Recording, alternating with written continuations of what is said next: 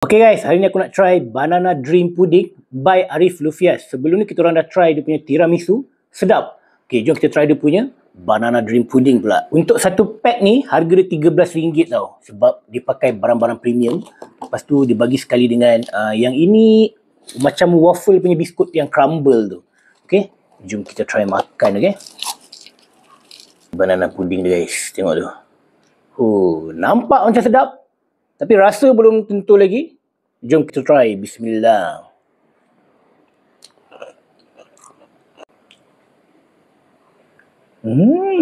Pisang dia banyak. Lepas tu fresh.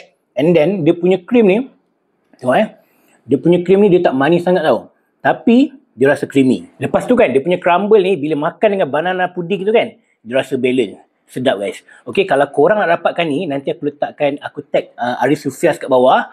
Nanti korang tengok dia punya live, kena cepat tau. Sebab dia punya banana pudding, dia punya tiramisu cepat gila sold out. Alright? Selamat mencuba.